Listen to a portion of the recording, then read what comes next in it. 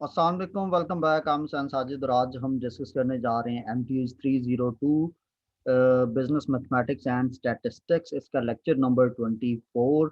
और स्टार्ट करने से पहले अगर आपने अभी तक यूट्यूब चैनल को सब्सक्राइब नहीं किया तो इसको सब्सक्राइब कर दीजिए। हुसैन साजिद ऑफिशियल इसका यूज़र नेम है।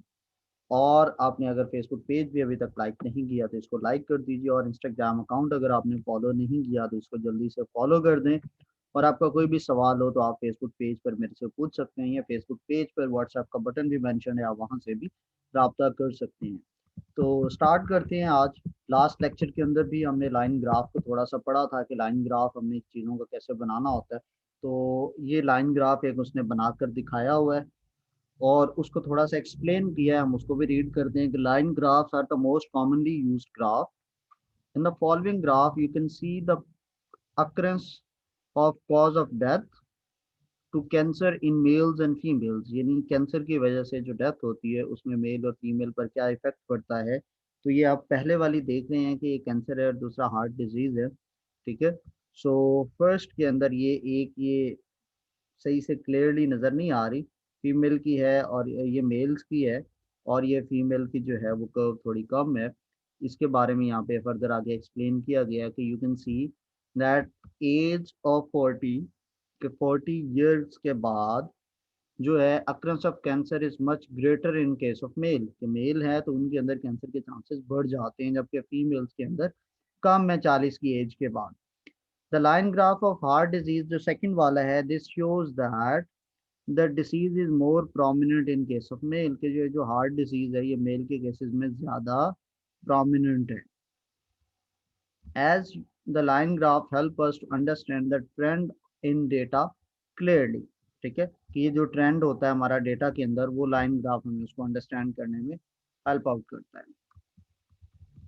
अगर हम आगे इसकी फर्दर बात करें, जो भी हम पढ़ रहे हैं, ये हमने देखा नीचे उसको फर्दर उसने एक्सप्लेन किया कि another graph of 4 cities, temperature of 4 city ABCD show that although the general pattern is similar, के नीचे ये ग्राफ बना के दिखाया गया है कि उसके अंदर जो जनरल पैटर्न है वो सिमिलर है। ठीक है। The temperature in city A is lowest followed by D, B and C। In city C, highest temperature is close to 30, whereas in city A and B, it should be about 25। ये सिर्फ उसको graph को देखकर और उसको read करके हमें बताया जा रहा है कि ये सिटी A है, ठीक है, ये B है, ये C है और ये D है। तो ये जो हाईएस्ट टेम्परेचर जो है ये इधर 30 के ऊपर शो किया गया है। ठीक है। और ये सिटी डी के अंदर मैक्सिमम है, सॉरी सी के अंदर भी ये 30 के अबव दिखाया जा रहा है। तो ये ग्राफ बना हुआ है और ये हमें बता रहा है, उसको एक्सप्लेन कर रहा है। अब यहाँ पर एक क्वेश्चन है कि आप में से कुछ स्टूडेंट्स ये जानना चाहते हैं कि हमने ये ग्राफ बनाना कैसे है। अगर आप खुद से बनाना चाहते हो तो फिर ये कैसे बनेगा, तो उसके लिए मैं आपको इसकी एक सेपरेट वीडियो बनाऊंगा कि अगर आप लाइन ग्राफ खुद से बनाना चाहते हैं तो किस तरह से बनाएं, क्योंकि ये सिलेबस के अंदर तो आपको बनाना नहीं सिखाया गया। लेकिन इन केस आप में से कोई डीपली इस चीज़ को अंडरस्टैंड करना चाहता है कि ये लाइन ग्राफ बनता कैसे है, वैसे तो आपने इधर आना है एक्सेल के अंदर। यहाँ पर आपको ये बनी बनाई चीज़ मिल जानी है, आपके पास इस तरह की वैल्यूज़ हैं। ठीक है। ये मल्टीपल वैल्यूज़ आई हैं किसी चीज़ की। हम कह लेते हैं जी ये एक टेम्परेचर है डिफरेंट टाइम्स का, या डिफरेंट सिटीज़ का, या वर्ल्ड के अंदर डिफरेंट कंट्रीज है उसका टेम्परेचर है। तो आपने उसको सिलेक्ट किया और गए इंसर्ट के अंदर, और यहाँ पर आपने इसके लिए इंसर्ट लाइन ग्राफ, तो आपने ये बना दिया। तो ये क्या है, टेम्परेचर, और ये उसने खुद से ही एक्सेल ने आपको ग्राफ बना दिया। और ये ऊपर फॉर्मेट इसका डिफरेंट डिज़ाइन दिए जा रहे हैं, आप इसमें करना चाहते हो, आप इसमें करना चाहते हो, आप ये चेंज भी कर सकते हो। ठीक है। तो ये बनाना कैसे है फर्दर, अब ये एक्सेल ने खुद से आपको कैसे बना के दे दिया है, तो इसके बारे में मैं एक प्रॉपर आगे जाके वीडियो बनाऊंगा सेपरेट, क्योंकि ये सिलेबस का हिस्सा नहीं है। लेकिन अगर आप इसको डीपली अंडरस्टैंड करना चाहते हो कि लाइन ग्राफ बनता कैसे है, फिर उसके लिए मैं आपको नेक्स्ट वीडियो के अंदर इसको सेपरेटली समझा दूंगा। सेंट्रल टेंडेंसी की बात हो रही है यहाँ पे। तो central tendency refers to the middle value some time a typical value of the data, बिल्कुल अजीब सी कोई वैल्यू। ठीक है। वो भी पॉसिबिलिटी है इसके अंदर। तो सेंट्रल टेंडेंसी का मतलब क्या है कि मिडल वैल्यू आपने किसी डेटा के अंदर से निकालनी होगी। तो वो हम इसमें स्टडी करेंगे। The measures of central tendency are the measures of the location of the middle point, middle और the centre of the distribution. Middle या सेंटर जो होता है उसकी जो डिस्ट्रीब्यूशन होती है उसको हम मेजर ऑफ सेंट्रल टेंडेंसी कहते हैं। Mean is the most commonly used measure of central tendency. Mean जो है सबसे ज़्यादा इसमें यूज़ किया जाता है, ठीक है, सेंट्रल टेंडेंसी निकालने के लिए, या इनको हम सेंट्रल टेंडेंसी को आप एवरेजेस भी कह सकते हो, ठीक है। मीन क्या होता है कि mean, arithmetic mean, it is typically what is meant by the word average. Average हम कैसे निकालते हैं, जितनी वैल्यूज गिवन होती हैं उसको हम सम करते हैं और उसको उसकी तादाद पर डिवाइड कर देते हैं। यहाँ पे हमारे पास गिवन है 4, 8 एंड 9, इसका हमने अरिथमेटिक मीन निकालना है। तो इसके लिए आपको सबसे पहले अरिथमेटिक मीन डिस्प्ले किससे करते हैं, सपोज एक्स नंबर्स हैं, तो अरिथमेटिक मीन जो होगा वो इस तरह से हम उसको डोनेट करेंगे, ठीक है, इज इक्वल टू, ये फ्रैक्शन होती है और इसके अंदर ऊपर आता है समेशन। समेशन का सिंबल हमें मिलेगा यहाँ से,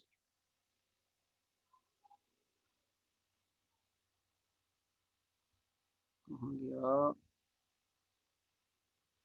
ये, समेशन यही एक्स जो गिवन है ओवर एन, ठीक है। एन क्या होगा, नंबर ऑफ वैल्यूज, और समेशन एक्स का मतलब है सम ऑफ ऑल वैल्यूज।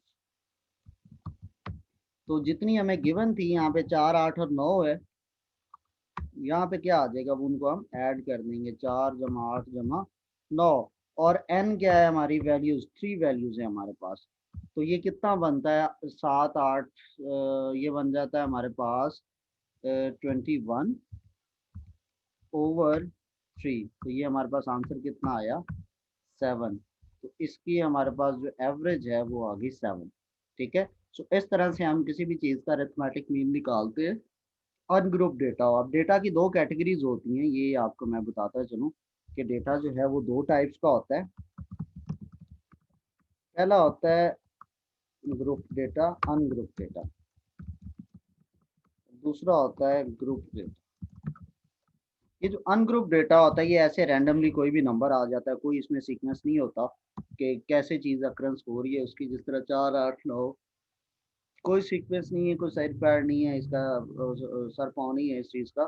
सो इस तरह का एक रैंडम डेटा कोई भी, उसको हम अनग्रुप डेटा कहते हैं, अनअरेंज्ड डेटा भी हम कह सकते हैं, ठीक है। और जो ग्रुप डेटा है वो एक पैटर्न के अंदर आता है, एक सीक्वेंस के अंदर आता है, उसकी ग्रुपिंग हुई हुई होती है। लाइक 1 से 100 तक मार्क्स तो हैं, नंबर्स है, लेकिन उसको ग्रुप्स में डिवाइड कर दिया जाता है। 1000 बंदा है, उन सारों के 1 से 100 तक ही नंबर आएंगे, तो उनको भी फिर ग्रुपिंग में कर दिया जाता है कि जिनके मार्क्स 0 से 10 तक है उनकी अलहदा काउंटिंग होगी कितने लोग हैं, फिर जिनके मार्क्स 11 से 20 है उनकी अलहदा होगी, 21 से 30 वाले अलहदा होंगे, 31 से 40 वाले अलहदा, इसी तरह अप टू 91 टू 100 वाले अलहदा होंगे। सो इस तरह से हम उनकी ग्रुपिंग कर लेते हैं, ग्रुप्स बना लेते हैं, फिर देखते हैं हर ग्रुप में कितने कितने लोगों के मार्क्स आ रहे हैं, फिर हर ग्रुप के अंदर वैल्यूज काउंट कर लेते हैं। तो इस तरह से ग्रुपिंग होती है और वो ग्रुप डेटा कहलाता है। यहाँ पे ये नंबर्स हैं, 8 वैल्यूज हैं, ठीक है। इन 8 वैल्यूज को आपने क्या करना है, 3, 2, 5, 3, 8, इनको सम करना है और 8 पे डिवाइड कर देना है। इनको ऐड किया तो सम आता है 596। फॉर्मूला हमारा यही लगेगा, समेशन एक्स ओवर एन। इस तरह से जहाँ पे हमने ये वैल्यूज लिखी हैं, इधर इन वाली वैल्यूज को आपने प्लस कर देना, ये वाली जो आ रही है, ठीक है, और 8 पे इसको डिवाइड कर दे। फिर इसी तरह से एक और चीज़ आती है, मीडियन। मीडियन भी क्या होती है, मिडल वैल्यू होती है, इसका फॉर्मूला डिफरेंट होता है। To find the median of a number, first we arrange the data in ascending और डिसेंडिंग ऑर्डर, ठीक है। फिर उसकी मिडल पोजीशन को लोकेट करते हैं, यानी आप उसको तरतीब देते हैं, या तो सबसे छोटी वैल्यू पहले है, फिर उससे बड़ी, फिर उससे बड़ी, फिर उससे पहले बड़ी, इस तरह, जिस तरह से ये हमारे पास नंबर्स हैं। और ये देखिए असेंडिंग ऑर्डर है, छोटी वैल्यू पहले आ रही है, बड़ी बाद में आ रही है। हर जगह पर आप देखें तो राइट वाली वैल्यू उससे बड़ी है या उसके इक्वल है, छोटी वैल्यू राइट पर नहीं होती, छोटी वैल्यू हमेशा लेफ्ट पर होती है। ये होता है असेंडिंग ऑर्डर। अगर इसको आप डिसेंडिंग ऑर्डर के अंदर कन्वर्ट करते हैं तो फिर बड़ी वैल्यू पहले, यानी बड़ी वैल्यू सारी लेफ्ट वाली साइड पर, छोटी वैल्यूज राइट पर होती हैं, ठीक है। इसके जो दो मेथड्स हैं, एक तो आपको इधर बुक में बताया गया है कि उसका क्या तरीका कार है, उसको अरेंज करें, और उसमें जो मिडल वैल्यू है वो आपके पास अगर तो वो ऑड वैल्यूज हैं, लाइक 3 है, 5 है, 7 है, 10 है, जिस तरह से ये 9 वैल्यूज हैं, तो इसको अरेंज किया और 4 लेफ्ट पे हैं, 4 राइट पे हैं, तो मिड वाली वैल्यू जो है वो आपके पास 19 है। ठीक है। सो लेकिन अगर आप ये 4 की बजाय 9 की बजाय 10 होती तो फिर हम क्या करते कि मिडल वाला जो पेयर होता, मिड वाली दो वैल्यूज जिस तरह अब ये लिखी हुई है 4 5 6 7 8 9 10, अब ये ना 2 19 मिस प्रिंटिंग है उसकी, यहाँ पे वो बता रहा है कि ये 9 वैल्यूज हैं। ठीक है। तो ये उसने 2 बार 19 लिख दिया, तो ये उसकी मिस प्रिंटिंग है, लेकिन अब ये 10 वैल्यूज हो गई हैं, तो 4 राइट पे 4 लेफ्ट पे करें तो ये मिड में ये वाली 2 बनती है, इन दो को आपने डिवाइड करना है 2 के ऊपर, और उनका यानी 2 का मीन ले लेना है, तो ये हमारे पास आ जाता है इसका मीडियन। ये तो था एक बुक के अंदर मेथड बताया गया। इसके अलावा दो मेथड हैं। अगर आपके पास ये जो मीडियन हो ये ऑड वैल्यूज हो और इवन वैल्यूज हो, इसके अंदर हमने फॉर्मूलाज यूज करेंगे। फॉर्मूला क्या यूज करेंगे हम कि जो है ना हमारे पास ये, और ये इसके लिए ना ऊपर ये जो होता है बार नहीं होती, ये मद हम उर्दू में जिसको कहते हैं ना, इसके ऊपर वो वाला सिंबल होता है, ये मीडियन का होता है। उसको अब हम इस पे मीडियन लगा देते हैं। ये तो इसका क्या वैल्यू होती है कि ये जो होता है n/2,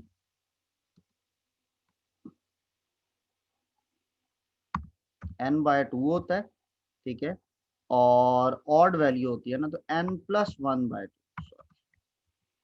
n+1/2। इसको भी हम जरा ब्रैकेट में कन्वर्ट ना कर लें ताकि जरा डिसेंट रहे।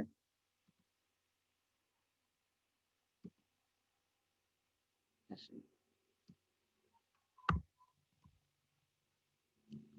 n+1 और इसके ऊपर th ऑब्जर्वेशन मतलब वैल्यू। ठीक है। अब यहाँ पर हमारे पास जो है ये इसका फॉर्मूला होता है, इसको आपने याद रखना। ठीक है। अब मैं उन्हीं वैल्यूज को लेता हूँ, ये हमारे पास 9 वैल्यूज गिवन है और हमने उसको अरेंज कर लिया है, और हम ये अज्यूम कर रहे हैं कि 19 जो है वो एक बार है, 2 बार नहीं आ रहा। 19 है सिंगल टाइम, तो हम एक वाले 19 को रिमूव कर देते हैं। अब ये वैल्यूज है 9, तो n क्या है हमारे पास 9 है, तो 9+1 10, 10/2 5, यानी फिफ्थ वैल्यू इसमें, ऑब्जर्वेशन का मतलब वैल्यू। तो 1 2 3 4 और 5, और इस तरह से इसका जो मीडियन है वो कितना बनता है 19, यानी उसकी पांचवी वैल्यू। अगर ऑड वैल्यूज हों, अगर इवन वैल्यूज हों तो इसका फॉर्मूला थोड़ा सा चेंज हो जाता है, 1/2 मल्टीप्लाई बाय, और ये अंदर क्या बनता है कि ये अंदर वाली वैल्यू जो है थोड़ी सी दो हिस्सों में डिवाइड हो जाती है कि n/2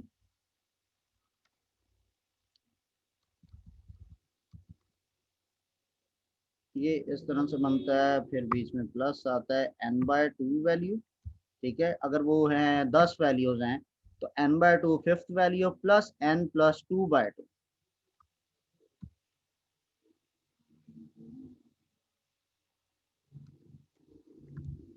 ठीक है। और इसी तरह से हम इसको भी, अगर हम ब्रैकेट को ना क्लोज कर लेते हैं, एक सेकंड में अंदर इसको ऐसे, और फिर इसके अंदर हम ऐड करेंगे उसी तरह से n/2+2। ठीक है। n/2+2 वाली वैल्यूज हम इसके अंदर फिर ऐड करेंगे। इस तरह से हमारे पास जो है ये ऑब्जर्वेशन जो है ये मीडियन की वैल्यूज आ जाती हैं, और ये पूरी वैल्यू जो होती है इतने वाली ये फिर एक ब्रैकेट के अंदर बंद होती है, और इस तरह से हम इसको कैलकुलेट कर लेते हैं कि ये ऐसे होता है। ठीक है। यानी अगर n की वैल्यू होती है हमारे पास 10, n था 10, तो ये फॉर्मूला क्या बनता, इसी को अगर हम कॉपी पेस्ट करें और इसके अंदर फिर वैल्यूज को अगर हम पेस्ट करें तो ये हमारे पास बनता है n की जगह पर क्या आएगा 10, और यहाँ पर भी आ जाएगा 10। ठीक है। और ये हमारे पास वैल्यूज जो है ये हमारे पास बन जाते हैं ये बना 10/2 5, तो इसको हम लिख सकते हैं फिफ्थ वैल्यू, फिफ्थ ऑब्जर्वेशन। और ये 10 + 2 12, 12/2 6 प्लस सिक्स ऑब्जर्वेशन। ठीक है, तो इस तरह से हमारे पास ये फॉर्मूला कंप्लीट हो जाता है। ठीक है, सो 1/2 fifth observation plus six observation over 2। तो 10 वैल्यूज में से पांचवी और जो छठी वैल्यू होगी उसको प्लस करेंगे और फिर ये 1/2 से मल्टीप्लाई होगा। सो इस तरह से हमारा जो है वो मीन जो है वो मीडियन जो है वो इवन वैल्यूज का कैलकुलेट हो जाता है।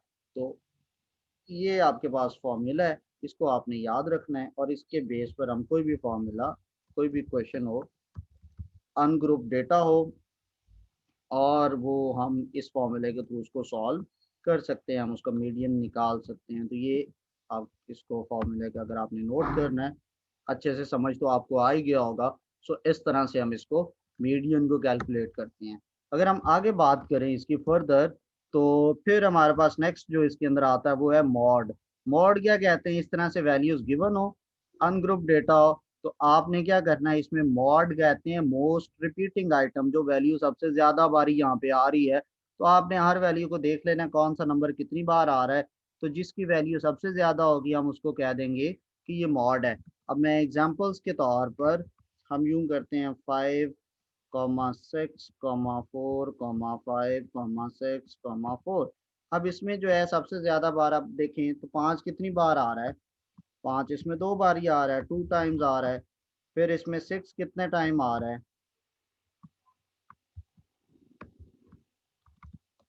2 टाइम्स आ रहा है। ठीक है, मैं इसमें एक और नंबर ऐड कर देता हूँ, 4 की जगह पे 3 कर देते हैं ताकि ये कंफ्यूजिंग ना हो। और इस तरह से 3 और 4 वन वन टाइम आ रहे हैं। तो ये 5 और 6 दोनों जो है इसके मीडियन के मॉड कहलाएंगे।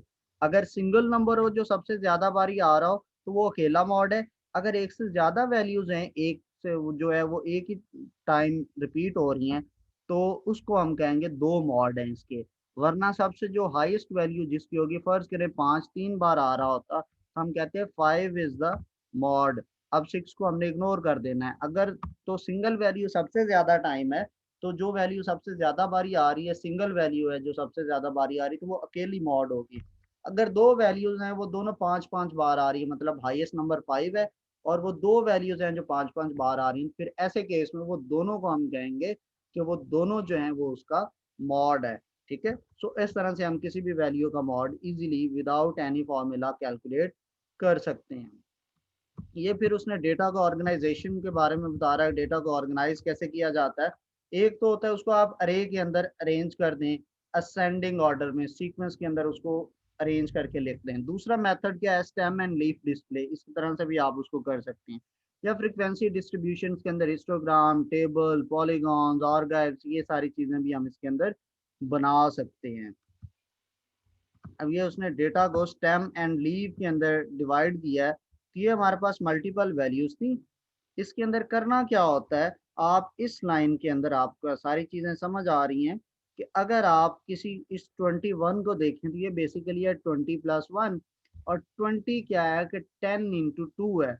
तो ये जो 20 के साथ जो नंबर है 10 डिजिट है, जो 2 है वो स्टेम बन जाएगा, और उसके आगे ये जो 1 है ये लीफ बन जाएगा। ठीक है, तो हम अपने से, ये आपको अगर पोर्शन समझ नहीं आ रहा कैसे बन रहा है, तो हम इसका खुद से बनाते हैं। इन्हीं नंबर्स को हम देखते हैं कि इसको पहला है वे है कि इनको अरेंज कर लिया जाए, और अरेंज के बाद जो है हम इसको देखते हैं आगे कि ये किस तरह से काम हो रहा है। ये पहला नंबर है 21, फिर है 24, फिर है 24, 21, 24, 24, 26, 27, 27, 30, 32, 38 और 41, 32, 38 और 41। तो इसके लिए क्या करेंगे, आप एक टेबल बना लें छोटा सा, ये ऐसे करना है, इधर आ गया स्टेम, ठीक है, और इधर आ गया लीफ। स्टेम के अंदर हम कह लेते हैं कि जो इनमें से जो 10th डिजिट है ना, 10, 20, 30, इसको हम कहते हैं। पहला नंबर है 21 है, तो 2 जो है वो यहाँ आ जाएगा स्टेम के अंदर, और जो लीफ है वो राइट साइड पर चला जाएगा। ठीक है, 2 इधर आ जाएगा और उसका 21 का 1 जो है वो राइट साइड पे लीफ में चला जाएगा। फिर आगे है 24। 24 का जो 20 है वो मतलब ये सारे नंबर जो हैं 20 वाले, इनका उसको हम सिंगल टाइम में लिखेंगे कि उनमें सारों में 20 तो कॉमन है ना। ये 21 है, 4 है, 6 है, 7 है, इन सब में कॉमन क्या है 20। तो जो रिमेनिंग डिजिट बनता है लेफ्ट वाला तो ऑलरेडी ये स्टेम बन चुका है, तो सारे नंबर जो है ना 2 वाले वो इससे कनेक्टेड हो जाएंगे। तो ये इधर आ जाएगा 2, फिर है 4, फिर 4 है, और फिर 6 है, और फिर 2 बार 7 है। ठीक है, फिर उसके बाद है 3।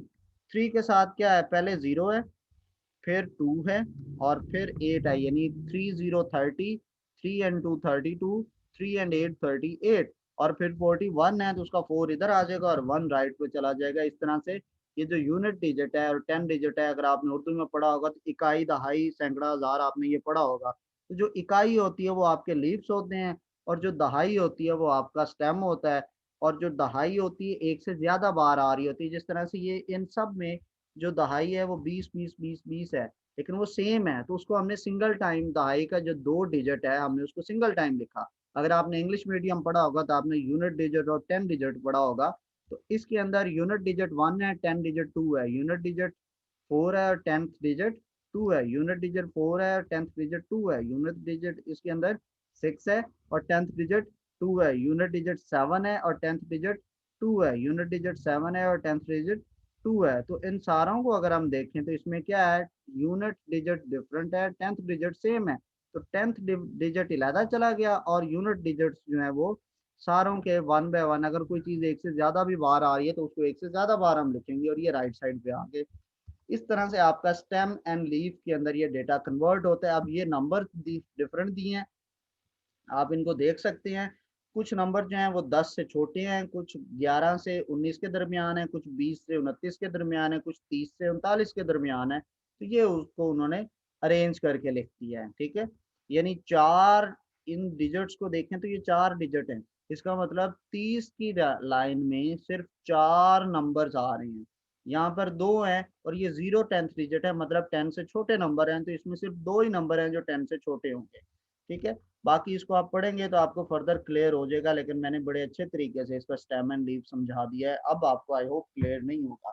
फिर हम उसको टेबल्स भी बना सकते हैं और ग्राफिकल वैल्यूज भी उसकी कर सकते हैं, यूनिवेरिएट डेटा जो सिंगल वे में बिहेव कर रहा होता है। ठीक है, इसकी हम समरी भी बना सकते हैं, और बार और पाए ग्राफ भी हम उसका बना सकते हैं। फिर ये हमारे पास है, इस तरह से हम बाईवेरिएट डेटा होता है तो उसको भी हम साइड बार्स और उसको डिफरेंट टेबल्स में बना सकते हैं। अब टेबुलेटिंग जब हम डेटा को कर रहे होते हैं, डेटा के जब टेबल्स बना रहे होते हैं, हमें क्या करना पड़ता है, उसको ग्रुप इनटू क्लासेस, यानी हमने उसकी क्लासेस बनाई होती हैं। In some cases it is necessary to group the values of data and summarise the data properly. मतलब जिस तरह से आपने इधर देखा स्टेम एंड लीफ में जो 20 वाले नंबर्स थे हमने उनको ग्रुप कर लिया।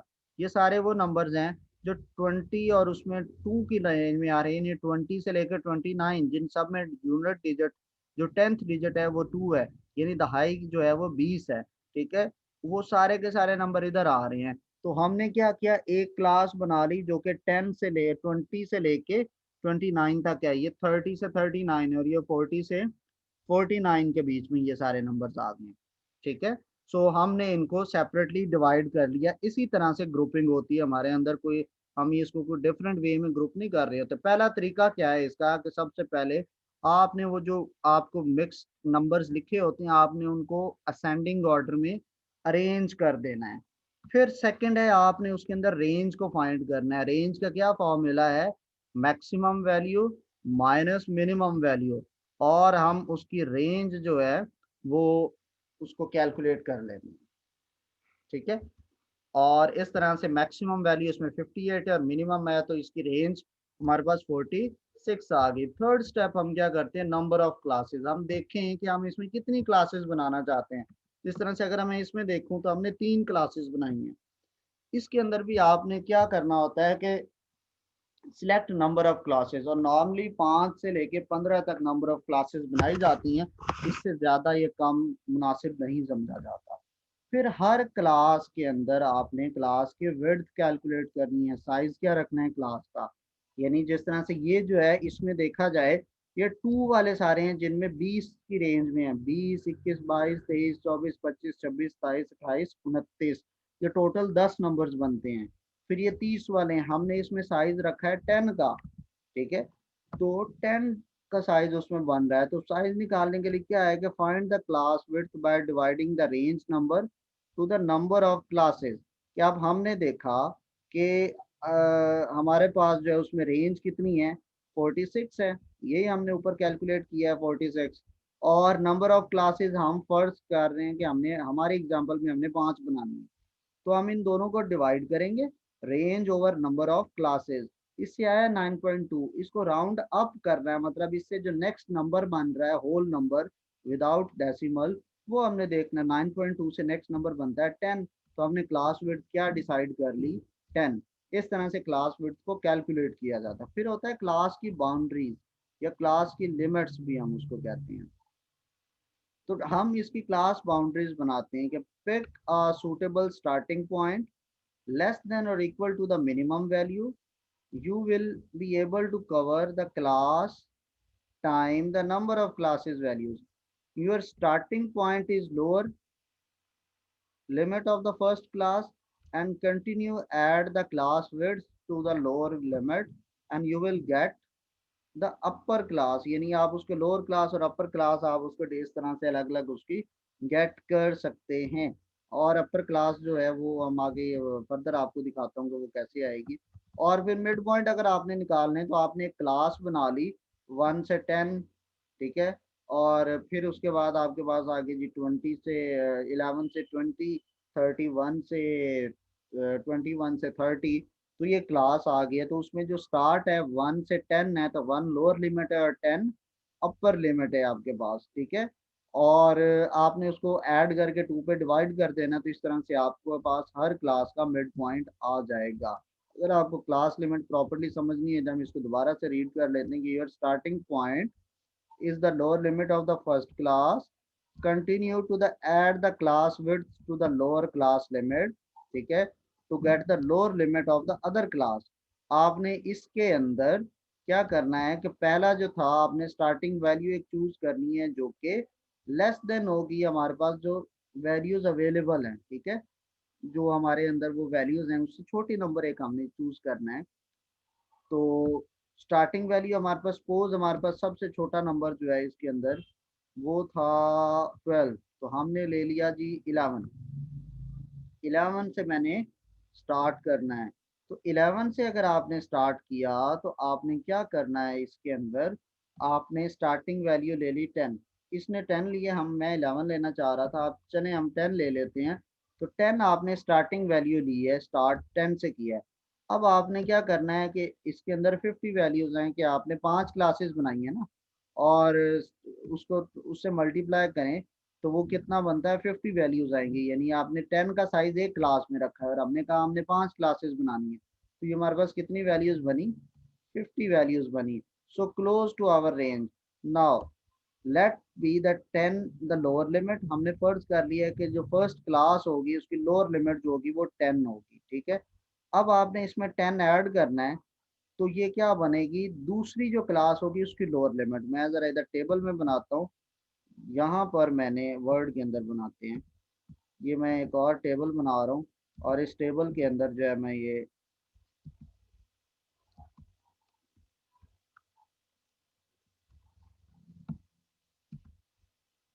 ये मेरे पास एक नंबर, ये मल्टीपल चीज़ें हैं।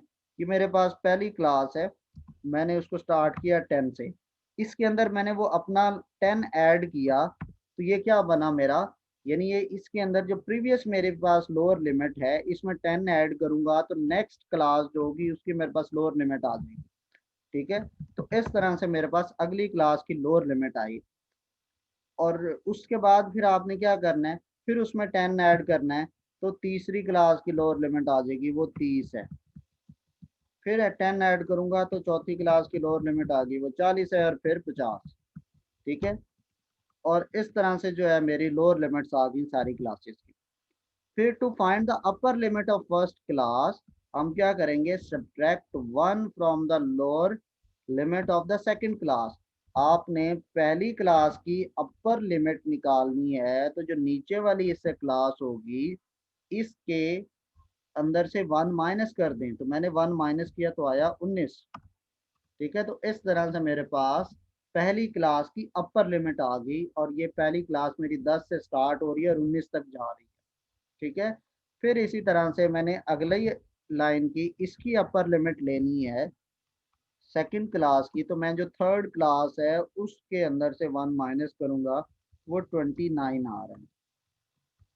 फिर इसी तरह से इसके अंदर करूंगा तो ये 39, फिर इसके अंदर करूंगा तो ये इसमें कम करूंगा तो ये बनेगा 49, और फिर इसके अंदर से नेक्स्ट वाली 60 बनती है, उसमें से 1 माइनस करूंगा तो ये हमारा क्या बन जाएगा 59। ये हमारी इस तरह से क्लास, इसको हम बोलते हैं क्लास लिमिट्स। क्या बोलते हैं, क्लास लिमिट्स। और फिर हम क्या निकालना चाहते हैं, मिड पॉइंट। तो मिड पॉइंट कैसे आएगा, सिंपल सी बात है। मिड पॉइंट जो है, इन दोनों को आपने ऐड करना है, 10 और 19, 29। 29 को 2 पे डिवाइड करें तो 14.5 पहली क्लास का मिड पॉइंट आ गया। इन दोनों को ऐड किया तो ये बनता है 49। हाँ 49, उसको 2 पे डिवाइड करूंगा तो 24.5। फिर इसको ऐड करूंगा तो ये 69 बनता है, तो ये आ जाएगा 34 ठीक है। फिर ये बनता है 89, इन दोनों को ऐड, 40 और 49 को ऐड किया तो 89, 2 पे डिवाइड किया तो 49.5, और इस तरह से इसको करेंगे तो ये 54.5। इसका मिड पॉइंट इस तरह से कैलकुलेट हो गया मेरे पास। अब अगर हम आगे बात करें तो हमने इसका क्लास के इंटरवल्स निकालने, कंप्यूट द क्लास इंटरवल। इसके जो लोअर लिमिट है वो 10 है और हायर लिमिट 19 है। ठीक है, we can write the first interval is 10 to 19, और दूसरा इंटरवल जो है वो, यानी ये 10, ये ऑलरेडी ये जो हमने क्लास लिमिट्स जो हमने किया ना, इसी को हम क्लास इंटरवल्स भी कहते हैं।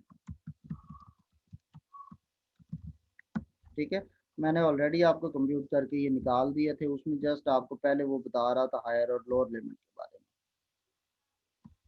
ठीक है, मैंने वो ऑलरेडी, हमने उसको कैलकुलेट कर लिया। फिर उसके बाद हमारे पास क्या आ रहा है, इसमें इंपॉर्टेंट पॉइंट्स जो है वो नोट करने वाले हैं। यही देखेंगे, ये सेम क्लास इंटरवल्स हैं जो कि हमने खुद बनाए हुए हैं पहले ही। ठीक है, there should be classes 5 to 15, 5 से 15 तक क्लासेस होनी चाहिए, ना इससे कम ना ज़्यादा। Choose an odd number as a class width if you want to have classes midpoint as a integer. अब हमने क्या किया, ये जो क्लास की जो विड्थ थी वो 10 थी, वो तो इवन नंबर था। जब क्लास की विड्थ इवन नंबर होगी तो उसका मिड पॉइंट डेसिमल में आएगा। अगर आप चाहते हो कि ये जो मिड पॉइंट है ये डेसिमल में ना आए, ये पूरा 14 या 15 होता, 16 होता, 17 होता, इशारिये में ना आए, फिर ये जो क्लास की जो साइज है, हमने इसका क्लास विड्थ इधर 10 चूज की थी ना, इसको 10 ना रखें, कम कर दें या इससे ज्यादा कर दें। ठीक है, आप इसको फिर इस तरह से फिक्स ना, इसको इस तरह से ना लें वरना ये इशारिये में वैल्यू आएगी।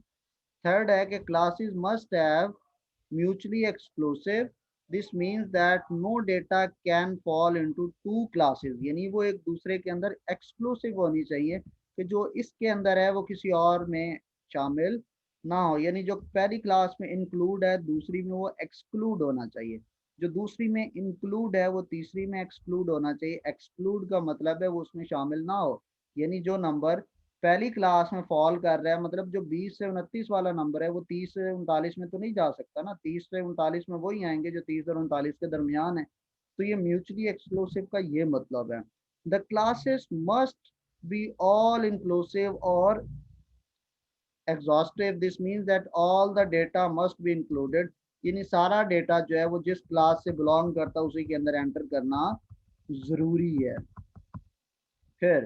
फिर आपने क्या बताना है कि the classes must be continuous, there should be no gap in the frequency distribution, उनमें गैप ना हो। और फिर क्या है इसका कि classes must be of equal width, इनकी वर्थ भी सेम होनी चाहिए।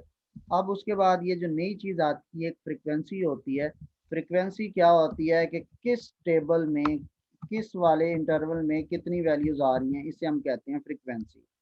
तो फ्रीक्वेंसी के लिए हमें जाना पड़ेगा ऊपर वैल्यूज के ऊपर। हमारा जो क्वेश्चन के स्टार्ट में हम ये थी वैल्यूज। पहली है क्लास 10 से 19 तक। हम देखें 10 से 19 तक हमारे पास 3 नंबर हैं। तो पहली क्लास की कितनी फ्रीक्वेंसी बनी, 3, इसमें 3 वैल्यूज हैं।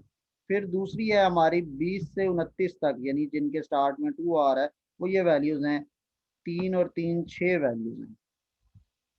फिर तीसरी क्लास है हमारे पास 30 से 39। ये 30 से 39 के दरमियान में ये 3 2 5 वैल्यूज हैं। फिर हमारे पास है चौथी क्लास 44 से 49, 40 से 49, इसके अंदर 4 वैल्यूज हैं। और फिर जो हमारे पास ये है, इसके अंदर 2 वैल्यूज हैं आखिरी क्लास के अंदर। ठीक है, तो ये आपके पास फ्रीक्वेंसी आ गई। और इसका अगर आप इस तरह से आप किसी भी चीज़ की फ्रीक्वेंसी जो है क्लासेस की बेस पर निकाल सकते हैं।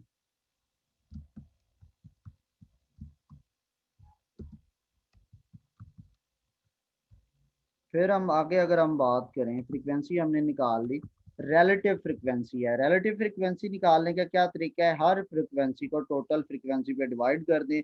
इस वाली फ्रीक्वेंसी को उसने ये ऐड किया है, इन सारों का ये सम आया है 20, यानी ये जो है total frequency sum is equal to, frequency का ये जो सम है ये कितना बन रहा है 20। तो रिलेटिव फ्रीक्वेंसी का मतलब है आर डॉट एफ कर देते हैं हम। रिलेटिव फ्रीक्वेंसी का मतलब है, यानी ये जो 3 है इसको भी आपने डिवाइड करना है इस 20 पे, इस 6 को भी डिवाइड करना है 20 पे, 5 को भी डिवाइड करना है 20 पे, इस 4 को भी डिवाइड करना है 20 पे, और इस 2 को भी डिवाइड करना है आपने 20 पे। ठीक है, हम पहले वाले का मैं आंसर लिख देता हूँ, 0.15 आ रहा है आई गेस, इसको डिवाइड करने से जी 3/20। तो ये इस तरह से हर एक आपकी रिलेटिव फ्रिक्वेंसी आ जाएगी। फिर आती है परसेंटेज रिलेटिव फ्रिक्वेंसी।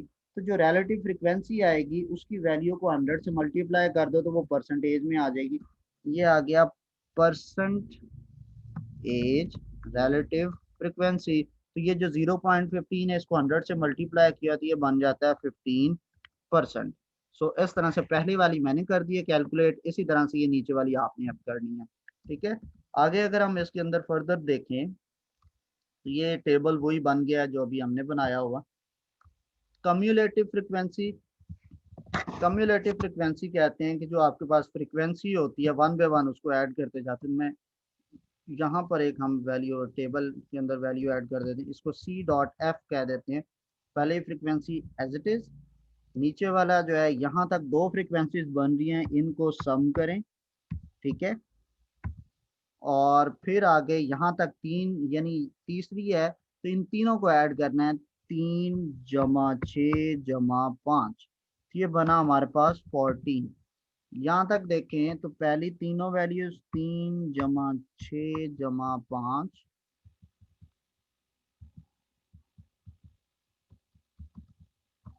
तो इसके अंदर +4 भी बन रहा है, +4 = 18। ठीक है, और यहाँ पे ये फिफ्थ वैल्यू भी आ गई, 3 + 6 + 5 + 4 + 2, और ये इक्वल बन गया 20 के। तो इस तरह से कम्युलेटिव फ्रिक्वेंसी आती है। फिर उसके बाद आपके पास कम परसेंटेज कम्युलेटिव फ्रिक्वेंसी भी है। तो ये जो इधर से ये जो परसेंटेज आएगी इसके आगे परसेंटेज कम्युलेटिव फ्रिक्वेंसी का कॉलम ऐड करके इसी तरह से पहली फ्रिक्वेंसी फिर दूसरी ऐड करते जाएं तो एंड पे ये भी टोटल 100% बन जाती है। तो ये था हमारा लेक्चर नंबर 24। आई होप आपको बड़े अच्छे से समझ आया होगा। और बाकी इंशाल्लाह आपको नेक्स्ट लेक्चर कल आपको सेम टाइम पे मिल जाएगा, तो आप उसको भी देखिएगा और चैनल को ज़रूर सब्सक्राइब कीजिएगा। इंशाल्लाह आपसे अगली वीडियो के अंदर मिलते हैं। आपका कोई भी सवाल हो तो आप हमसे फेसबुक या इंस्टाग्राम पे पूछ सकते हैं। तब तक अल्लाह हाफिज़।